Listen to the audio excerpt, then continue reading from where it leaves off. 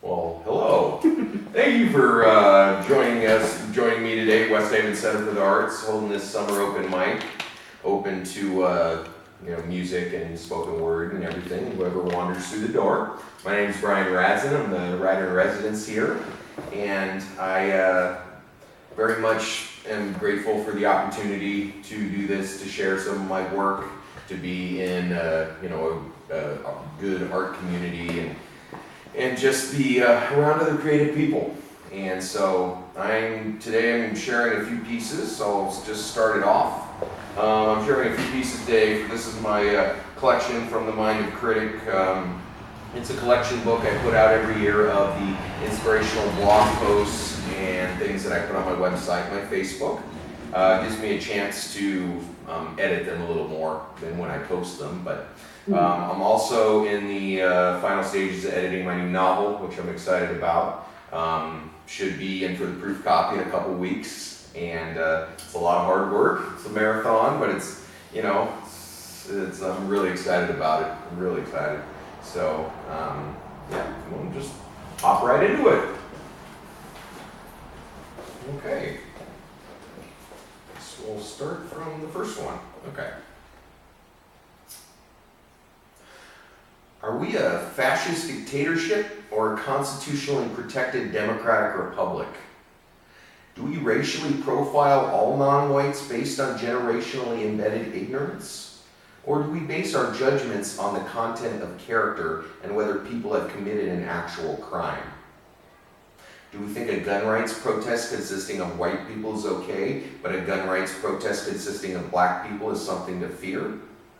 Do we harass, persecute, arrest, imprison, and punish white people for crimes the same as black people?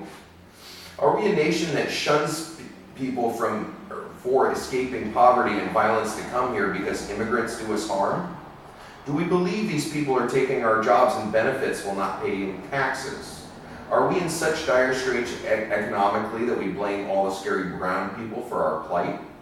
Do we blame the law-abiding people who come here to work and make a better life for their families, or the employers that pay below a poverty wage with no benefits? Do we believe healthcare is a right or a privilege? Do we believe education is a right or a privilege? Do we believe terrorist acts are only committed by Muslims or by anybody including white Christians because of religious and/or political ideology? Do we believe we're fighting terrorism or feeding it? Do we believe the president has ultimate authority and can't be challenged, or that laws still apply because powers are separated into three branches of government? Do we believe there's a difference between Trump saying a president can't have conflicts of interest and Nixon saying that when a president does something it isn't illegal? Do we believe a president should profit off of the office they hold and promote their friends' businesses by giving them special favors to boost their bottom line? Do we believe liberty and justice for all is just part of a pledge we say but don't think about, like going to church? Do we believe in the power of words and the great country we can be when we finally live out our creed like we never have before? These are questions we should be asking ourselves if we authentically believe in freedom. If we don't ask ourselves these things, are we feeding our inner hypocrite? That's the end of that one. I like this one. Okay. Here's another one. If we wave at random strangers walking down the street, do we have a hidden agenda? Do we wave at some while avoiding eye contact with others? Are we waving at our fellow humans because they're journeying just like we're journeying? Do we wave because it's a direct and personal interaction we can initiate in an increasingly impersonal world? Do we wave simply because our parents and grandparents taught us to be neighborly? If we've ever been fishing or on a boat, we've waved at strangers, whether we remember or not. It's friendly, neighborly, human, and a way to signal we're here, you're there, and we can help each other if need be. Once we realize waving at other fishermen or boaters is like waving at regular life, waving at people in regular life and for the same reason, we'll see the more we wave at fellow humans, the more human we become. Personal interactions are the little things which make life worth living. Sometimes when we wave, people ignore, don't acknowledge, wave back, and sometimes they smile back. Isn't somebody we don't know making us randomly smile while we make them randomly smile the solution to most of the world's problems?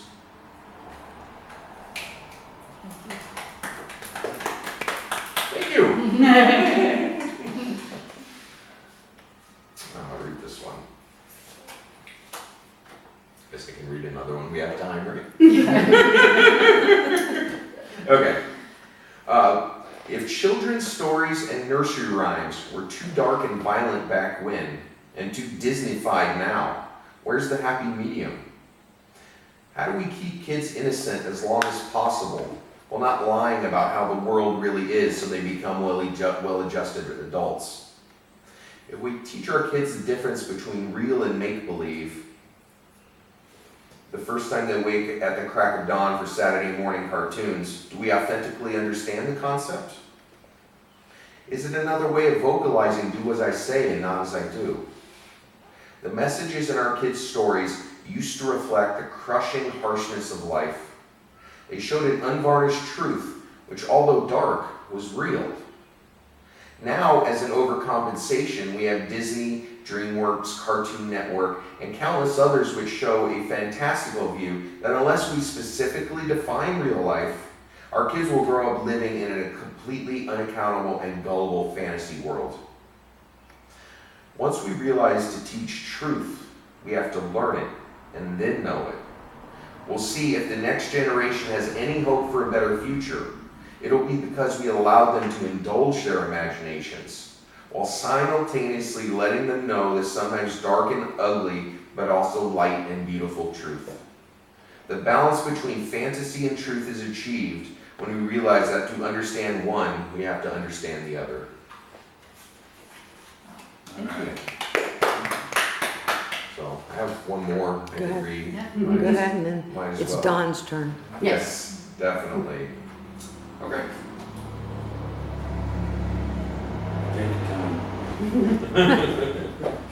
If a child says and does racist, sexist, and homophobic things as they discover the world by testing their limits, do we tell them they're wrong?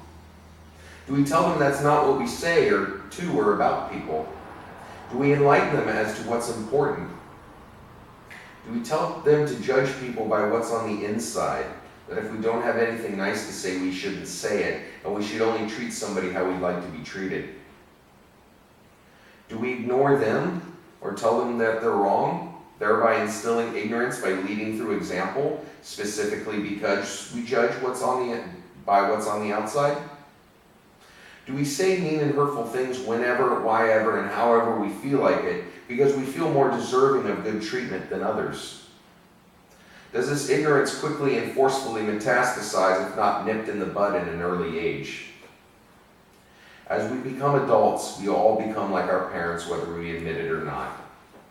Their traits get instilled through constant communication or deafening nonverbal naivete. They follow us throughout life and have an exponentially magnified effect if we hold public office. If we end up as president through election or otherwise, we're the epitome of what the people are or what they ignore.